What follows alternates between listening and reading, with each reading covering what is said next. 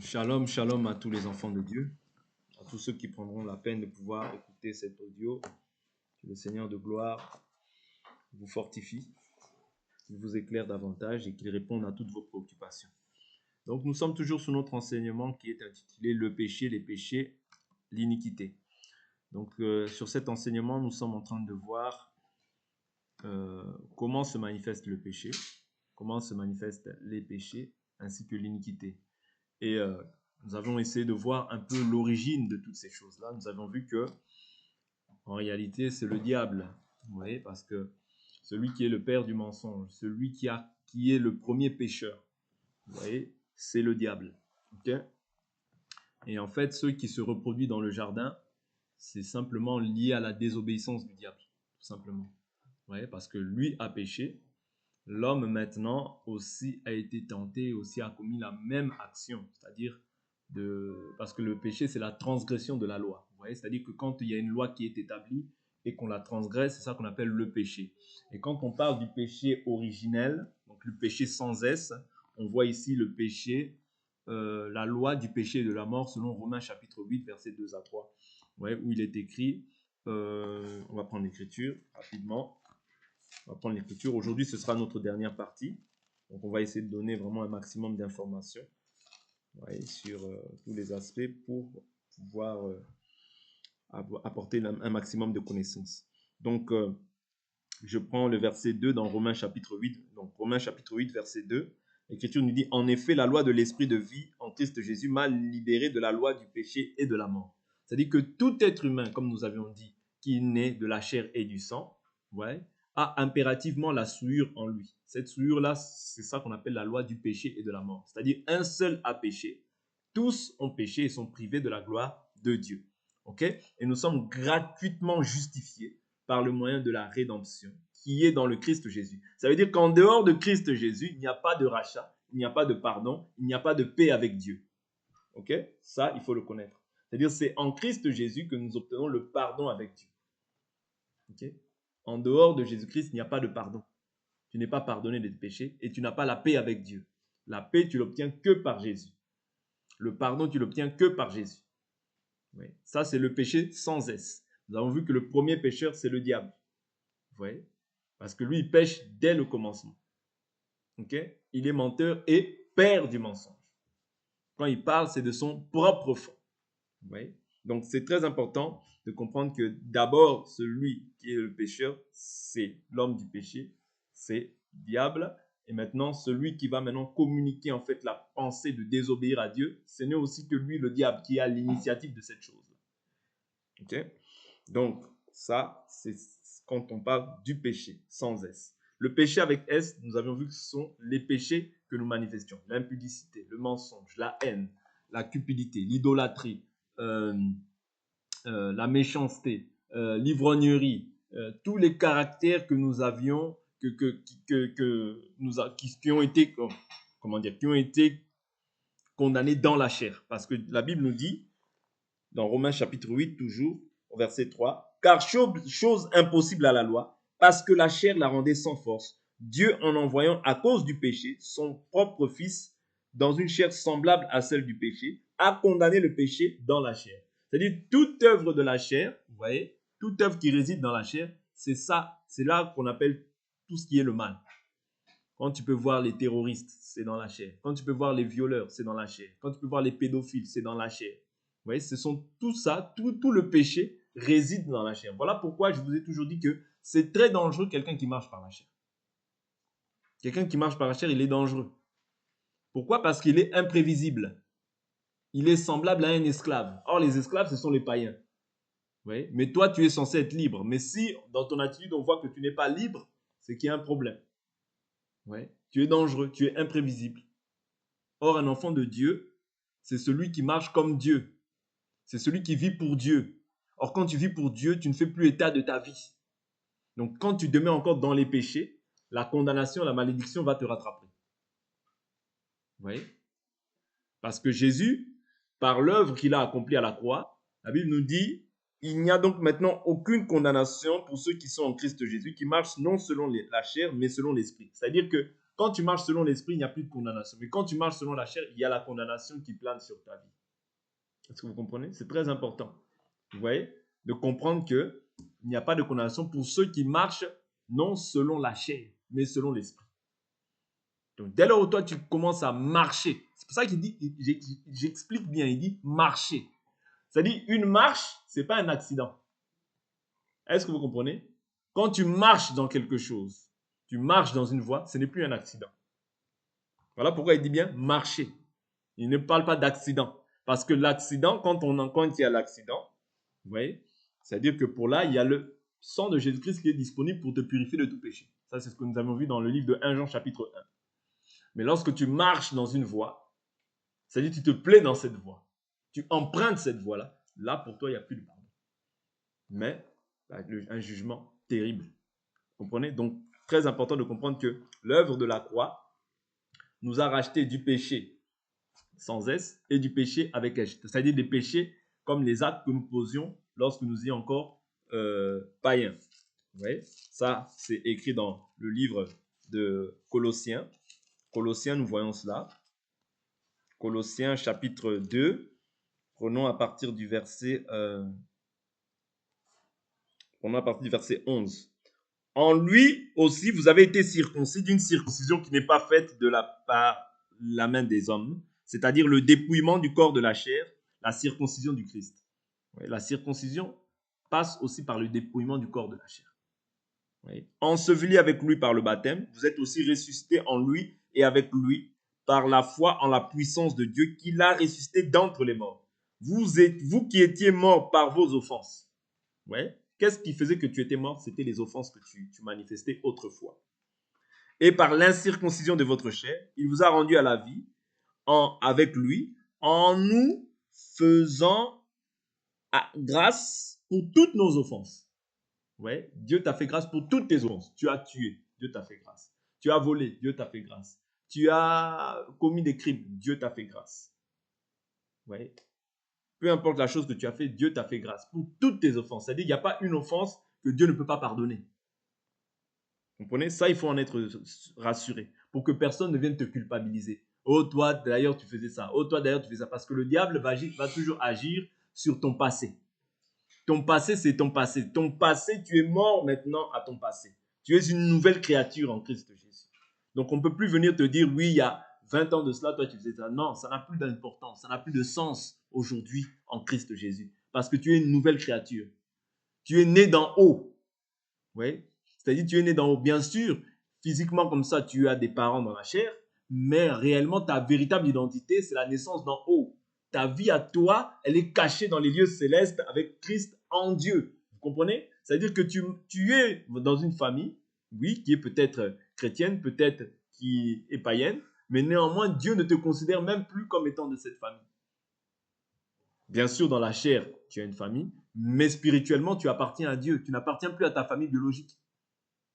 Ouais. Voilà pourquoi ce qui a de l'importance, c'est d'abord la communion spirituelle avec Dieu. C'est d'abord ta position, de connaître ta position. Qu'est-ce que tu es devenu? Qu'est-ce que Jésus a accompli au travers de cette œuvre? C'est-à-dire que les péchés, le péché du moins, au singulier, c'est-à-dire qui est le péché Adam a commis, un seul a péché tout son péché, a été pardonné. Les péchés que tu as commis aussi dans la chair ont été pardonnés. Vous comprenez? Même les iniquités que tu pratiquais avant la croix ont été aussi pardonnées. C'est-à-dire que tu péchais délibérément. Bon, là, on ne peut pas appeler ça iniquité, on peut mettre ça dans le cadre des péchés. Vous comprenez? Parce que l'iniquité, c'est le fait de pouvoir, même les péchés que tu pratiquais autrefois, oui, c'était des péchés, on peut appeler aussi iniquité, mais néanmoins, quand on prend le cadre de l'iniquité, on le prend plus dans le sens de la foi. Parce que toute personne, en fait, qui n'est pas enfant de Dieu est un pécheur. Vous comprenez? Donc l'iniquité, il la boit comme... c'est-à-dire, même quand il dit bonjour, il pêche. Même lorsqu'il se lève, il pêche. Pourquoi? Parce qu'il est dans le péché. Il est dans la condamnation. Il est dans la malédiction. Il est dans les limitations. Il est dans tout ce qui est mal. Ouais, le diable en fait, il est la proie du diable. Il est enfant du diable. Mais quand tu passes en Christ, tu deviens maintenant enfant de Dieu. Ouais, tu as une nouvelle identité. Ça, il faut le connaître. Ouais. Mais maintenant, l'iniquité, moi, je le vois beaucoup plus dans le cadre des enfants de Dieu.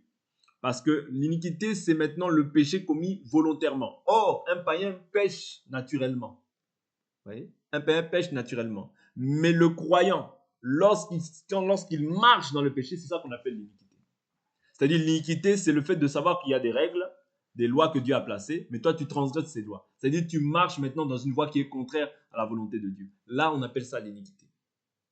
Et pour ça, je vous ai toujours dit que pour ça, Dieu jugera. Pour ça, Dieu châtie. Vous voyez? Pourquoi? Parce que quand tu as la connaissance de la vérité, tu ne peux plus retourner dans des choses qui ne sont pas à la gloire de Dieu.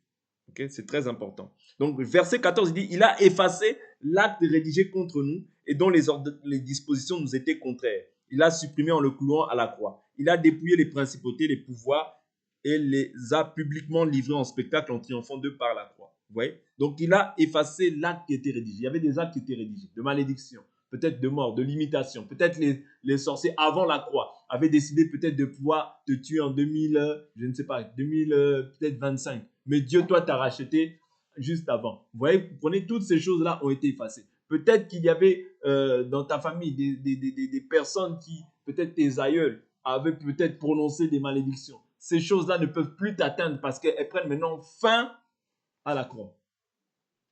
Vous voyez? Les malédictions, les condamnations, c'est plus pour les enfants de Dieu. Mais si tu vis dans le péché, gare à toi, ces choses-là vont t'atteindre. Nous l'avons vu dans le cas de Israël lorsqu'ils ont rendu un culte à Baal-Péor en allant prendre les femmes, les femmes et leurs femmes, et par la suite ils ont commencé à célébrer, bien à glorifier, ou bien à rendre un culte à leur Dieu. Et ça a fait que la plaie maintenant s'est manifestée en Israël.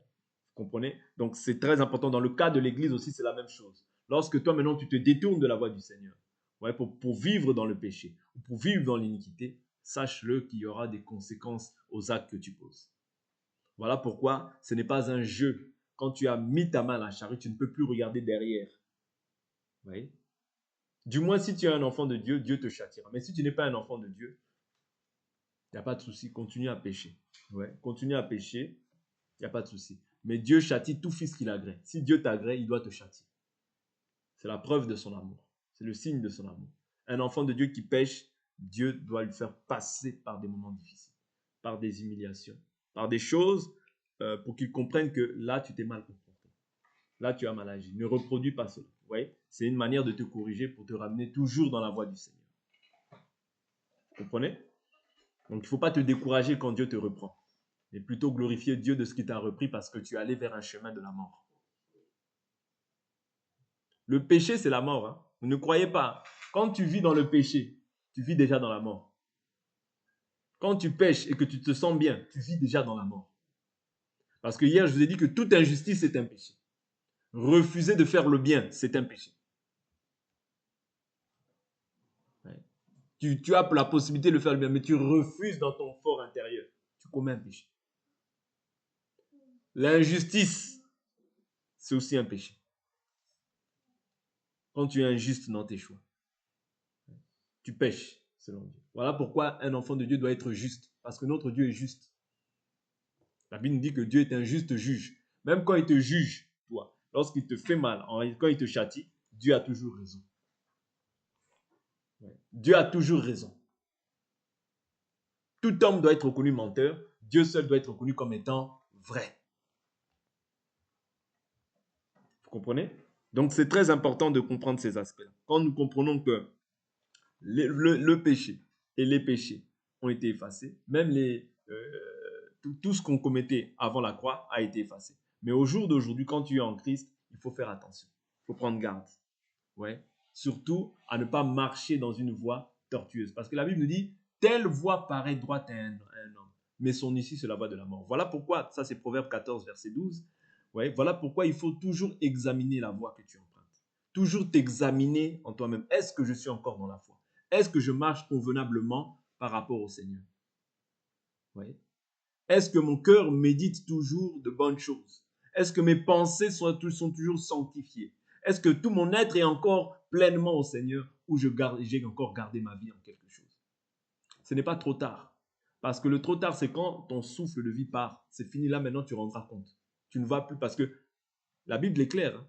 Il est réservé à l'homme de mourir une seule fois. Après quoi vient le jugement? Après le jugement, c'est terminé. Tout ce que tu auras entendu, si tu ne l'as pas mis en pratique, soit tu seras loin de Dieu, soit tu seras près de Dieu.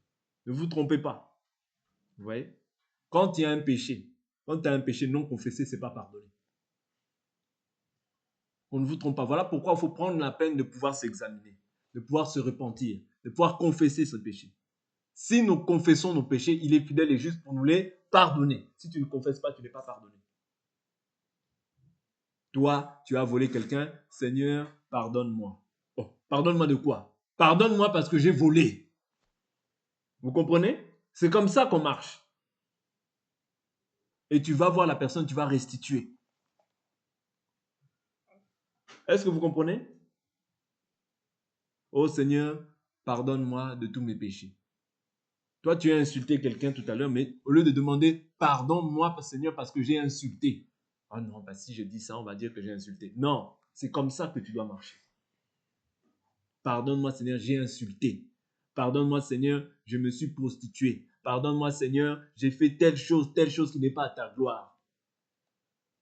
Vous comprenez? Et tu prends la ferme résolution de ne pas réitérer cela. Parce que ne blaguons pas avec Dieu. Dieu est saint. Ouais. Et si dans sa sainteté, il doit faire en sorte de t'humilier pour que tu comprennes que Dieu est saint, il le fera. Vous comprenez? Parce que rien ne peut arrêter le Seigneur. Vous comprenez? Si Dieu t'a appelé, vous voyez, c'est pour que tu puisses manifester aussi la sainteté sur la terre. Vous comprenez?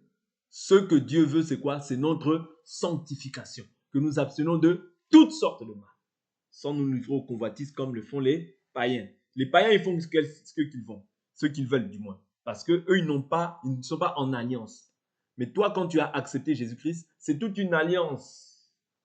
Oui, il faut comprendre. Tu as confessé Jésus, tu ne peux plus regarder derrière. Oui.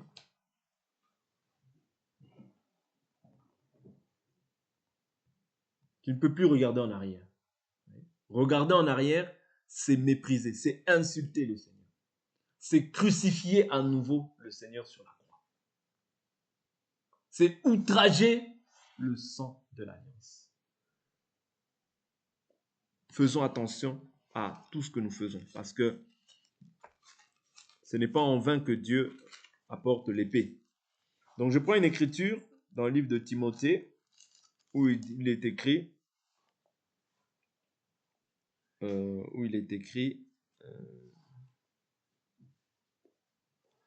je prends 2 Timothée chapitre 2, verset 19. Pourtant, la solide base posée par Dieu subsiste scellée. Par ses paroles, le Seigneur connaît ceux qui lui appartiennent. Et quiconque prononce le nom du Seigneur, qu'il se détourne de l'injustice. Oui. Quiconque prononce le nom du Seigneur, qu'il se détourne de l'injustice. Vous comprenez? Tu prononces le nom du Seigneur, mais tu vis encore dans l'injustice. Non, il ne doit pas en être ainsi. Tu prononces le nom du Seigneur, veille à ce que tu marches d'une manière qui est digne du Seigneur.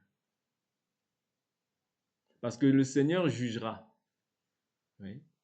Les cupides, les débauchés, les adultères. Le Seigneur jugera. Oui. Et le jugement commence par la maison de Dieu. Voilà pourquoi dans la maison de Dieu, oui, qui est l'Église, nous devons déjà nous juger. Pourquoi? Afin de ne pas subir en fait la condamnation éternelle. C'est-à-dire être éloigné du Seigneur. Voilà pourquoi nous nous jugeons. Quand tu fais quelque chose qui n'est pas conforme, je dois prendre l'écriture et te dire, hé, ce que là tu fais là, ce n'est pas conforme à la parole. Si tu n'écoutes pas, devant Dieu, moi je suis pur de ton sang. C'est-à-dire que si demain il arrivait que tu meurs du moins, hein, que tu meurs, moi j'ai fait ma part devant Dieu. Parce que le problème, ce n'est pas de mourir. Le problème, c'est de conserver la parole même lors de ta mort. Le problème, ce n'est pas de mourir. On va tous mourir, d'une manière ou d'une autre. À un âge avancé ou plus jeune. Ce n'est pas ça qui est important. Le problème, c'est est-ce que tu as conservé la parole? Parce que devant Dieu, Dieu te dira, voilà, tu as entendu cette parole. Est-ce que tu l'as mis en pratique? Non. C'est ça ta condamnation. C'est aussi simple que ça. Vous voyez, quand tu mets la parole, tu as la paix avec Dieu. Mais quand tu ne mets pas la parole en pratique, tu n'as pas la paix avec Dieu. Vous comprenez? C'est une forme de rébellion à Dieu. Parce que ce n'est pas la parole d'un homme, mais c'est la parole qui vient de Dieu seul, de Dieu lui-même. Vous comprenez? Donc c'est très important de comprendre que cette parole, c'est une épée. Elle est là pour justifier d'autres, mais pour condamner aussi d'autres. De même, ceux qui croiront en Jésus seront sauvés, mais ceux qui ne croiront pas seront quoi? Seront condamnés. Et croire, je vous ai toujours dit, c'est de croire en l'entièreté de la parole. Oui. Parce que c'est lui qui est l'alpha et c'est lui qui est l'oméga. C'est lui qui est le oui et l'amen. Et amen, ça dit qu'il en soit ainsi. L'alpha et l'oméga, il est le premier et il est le dernier. Ok? Donc en dehors de lui, il n'y a pas d'autre Dieu. En dehors de lui, il n'y a pas d'autre voie, il n'y a pas d'autre chemin. Il n'y a pas d'autre issue, en fait, qui nous permettra de pouvoir accéder au royaume des cieux. Si nous nous réunissons ici, c'est pour le royaume. Ce n'est pas pour autre chose. Voilà pourquoi il faut réellement s'examiner tous les jours. Il faut s'examiner, c'est très important. Le Seigneur ne nous dit pas, parce que je vous ai dit hier que les péchés seront pardonnés. Tout péché sera pardonné. Oui. Mais il y a un péché qui conduit à la mort. Le péché qui conduit à la mort, c'est le fait de ne pas accepter Jésus-Christ jusqu'à la fin de sa vie. Ça, c'est un péché impardonnable, qui ne te sera pardonné ni dans ce siècle présent, ni dans le siècle à venir. C'est un péché impardonnable. Mais accepter Jésus, je vous ai toujours dit qu'il y a la largeur, il y a la longueur, il y a la profondeur, il y a la hauteur. Accepter Jésus, c'est, dans la largeur, c'est viens à Jésus, tu seras sauvé. Quand tu viens dans la profondeur, on va te dire, ah, Jésus, tu sais qu'on te dit là, c'est ça, en réalité. Oui. Voilà pourquoi beaucoup, quand ils sont venus à Jésus, ils ont vu les miracles. Ils ont dit, ah, c'est bien, même les démons sont soumis en ton nom. Jésus leur dit, ne vous réjouissez pas de ce que les démons vous soient soumis en mon nom, mais réjouissez-vous de ce que votre nom soit inscrit dans le livre de vie. Mais lorsque ces mêmes gens, Jésus par après leur a dit quoi? L'heure est venue où celui qui mange la chair et le sang du Fils de l'homme n'a pas la vie en lui. Plusieurs se retirèrent. C'est ça, c'est-à-dire vivre la vie de Dieu, c'est pas facile, mais c'est la vérité. Et c'est là que ça devient dur. Quand maintenant on te demande de manger la chair et de boire le sang de Jésus. Venir à Jésus, croire en Jésus. Vivre la parole. C'est là que ça devient difficile. Les miracles, tout le monde aime. Mais quand on te dit, maintenant abandonne ça, abandonne ça. Ah non, là ces paroles sont dures. Non, moi je ne croyais pas que c'était comme ça. Ah, moi je m'en vais, si c'est comme ça. D'ailleurs, vous êtes trop dur. Moi je préfère aller là-bas, c'est plus facile. Non, tu n'avais pas en toi l'amour de Dieu. Parce que quand tu as l'amour de Dieu, rien ne nous séparera de l'amour du Christ. Ni la mort, ni la vie, ni la tribulation, ni le dénuement, ni le péril. Vous voyez? Mais en réalité, qu'est-ce qui fait ça? Qu'est-ce qui fait ça? C'est la chair. Parce que la chair, elle a des envies. La chair, elle a une envie. Et en fait, la chair est conduite, c'est-à-dire la chair marche avec le péché. Parce que tout le péché a été condamné. Dieu a condamné le péché dans la chair. Voilà pourquoi si tu suis la chair, tu vas mourir. D'où l'importance pour un enfant de Dieu, oui, de se conformer à cette parole. Tu n'as pas cru pour être comme tout le monde. Tu as cru pour être différent de tout le monde, justement. Parce que Dieu a en horreur, en fait, le monde et les choses qui sont dans le monde. Quand je parle du monde, je ne parle pas des individus. Dieu veut que tous les hommes soient sauvés. Mais le monde, c'est-à-dire les pratiques qu'il y a dans ce monde. Les raisonnements humains qui sont en fait animés par le diable. Et Dieu veut maintenant renouveler ta pensée, renouveler ta manière de voir les choses. Que tu ne sois pas envieux comme les autres, que tu ne sois pas impudique comme les autres, que tu ne sois pas adultère comme les autres, que tu ne sois pas voleur ou voleuse comme les autres, que tu ne t'habilles pas comme les autres, que tu ne vives pas comme les autres. C'est ça l'œuvre de la croix. C'est une distinction que Dieu veut marquer avec toi. Et cette distinction-là, c'est soit tu l'acceptes de ton vivant, soit tu la refuses de ton vivant. Si tu la refuses, c'est ton choix. Mais c'est-à-dire à la fin, vous voyez, à la fin, tu hériteras aussi de ce que tu as semé. Quand les autres vont hériter aussi, c'est-à-dire parce qu'il y a un héritage. L'héritage dont je parle, c'est le siècle à venir. C'est la vie éternelle. Parce que Jésus a dit, dans ce siècle présent, vous aurez le centuple. Et pour la fin, la vie éternelle. C'est une réalité. Oui. Beaucoup de gens même qui se disent athées. Beaucoup de gens même qui refusent la seigneurie de Jésus. Moi, j'ai lu un article où beaucoup disent que même ils n'ont jamais pu enlever de leur pensée le fait qu'il y a une vie après la mort ou bien qu'il y a un jugement après la mort. C'est-à-dire les grands, ceux qu'on appelle les grands de ce monde, les sages de ce monde, vous voyez, qu'on appelle les Einstein, tout ça. J'ai lu leurs récits et j'ai vu ce qu'ils ont dit avant leur mort. C'est-à-dire en disant, on n'a jamais pu enlever dans notre pensée le fait qu'il y aura un jugement après cette mort. Oui, parce que Dieu nous dit quoi dans Ecclésiaste? Il a placé la pensée de l'éternité dans la vie de tout un chacun d'entre nous. Ça, c'est Ecclésiaste. Prenons un peu l'écriture. Parce que les gens aujourd'hui, ils aiment beaucoup les philosophes et toutes ces choses-là. Un philosophe n'est pas Dieu. Ecclésiaste 3, verset 11. Tout ce qu'il a fait est beau en son temps, et même il a mis dans le cœur, dans leur cœur, la pensée de l'éternité, bien que l'homme ne puisse pas saisir l'œuvre que Dieu a faite du commencement jusqu'à la fin. C'est-à-dire Dieu a placé dans le cœur de l'homme la pensée de l'éternité. C'est-à-dire que tu saches que après la mort, il y a une vie. Après la mort, il y a un jugement. Vous comprenez? C'est Dieu qui a fait ça. Oui. Même le plus grand sataniste, il sait qu'après la mort, il y a quelque chose. Oui. Même celui qui dit qu'il est athée, il sait qu'après la mort, il y a quelque chose. Ça n'existe pas un athée. Parce que l'homme croit forcément en quelque chose. Il ne croit pas forcément en Dieu. Il ne veut pas dire le mot Dieu, mais il croit forcément en quelque chose. Ça n'existe pas. Ouais. Oh, moi, je ne crois pas en Dieu. Oh, moi, non, ça n'existe pas. Détrompez-vous, qu'on ne vous mente pas. Le diable, c'est ça qu'il veut susciter dans la vie des gens. Que les gens soient athées, que les gens ne croient pas, que les gens dénigrent la divinité du Christ. Non, accroche-toi à ce que tu as cru. Accroche-toi à ce que tu as cru. Ce que tu as cru, c'est la vérité. Mais cette vérité-là, tu dois demeurer et ne pas vivre dans l'iniquité. Oui? Surtout pas vivre dans l'iniquité. Commencer à délibérément te dire, oh, moi, je vis dans le péché. Non. Oui? Non. Le péché déforme une personne. Oui? Dieu veut te donner une forme parce que toi, tu étais informe et vide. Ok? Mais Dieu, maintenant, en Christ, il te donne une forme. Il te donne le bon sens. Il te donne la sagesse. Il te donne l'intelligence. Toutes ces choses-là, le monde ou le péché ne peut pas te l'apporter. Au contraire, le péché va déformer la forme que Dieu veut former en toi. Parce que nous sommes des vases. Vous voyez? Nous sommes des vases. Vous voyez? Nous sommes l'argile entre les mains du potier. C'est Dieu qui te donne une forme. Vous voyez? C'est Dieu qui te donne une forme. Mais le péché te déforme. Le péché peut te donner des maladies. Le péché peut faire tout ce qui est mauvais en toi. Parce que c'est ça le rôle du diable. Te détourner en fait de la vérité.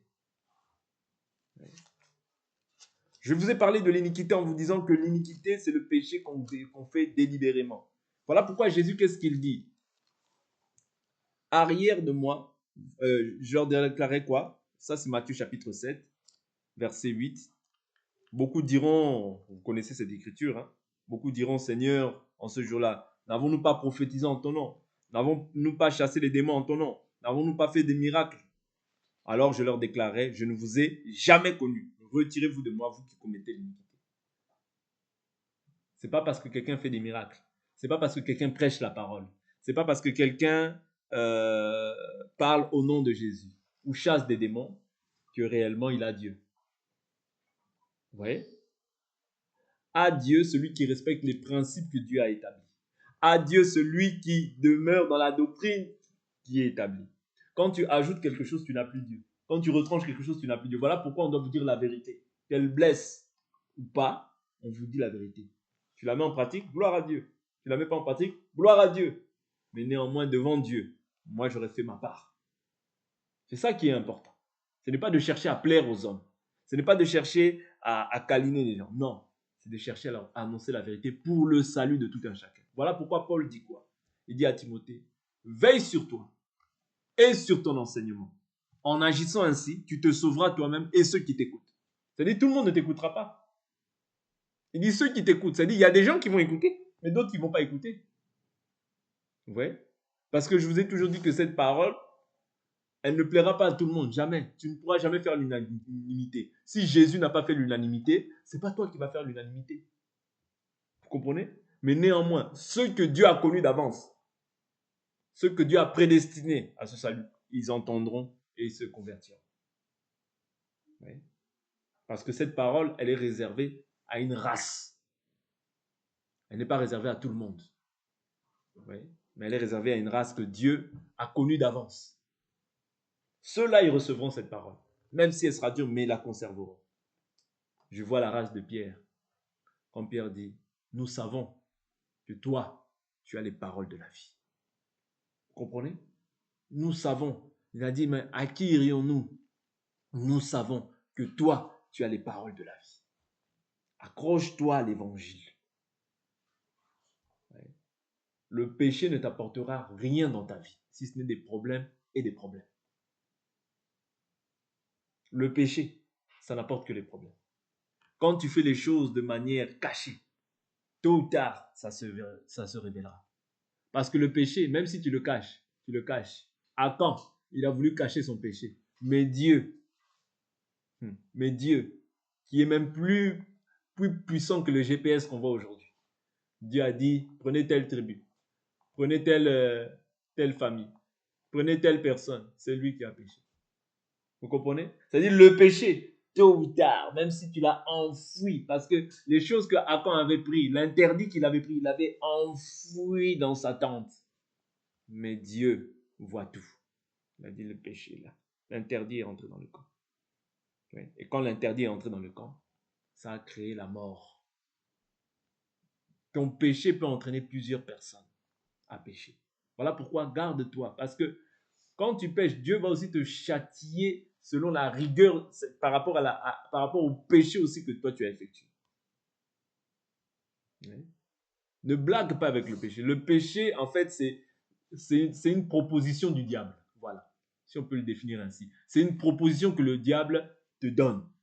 Le diable te tend la perche. Vas-y, vas-y. Tu as la possibilité d'aller te prostituer. Vas-y.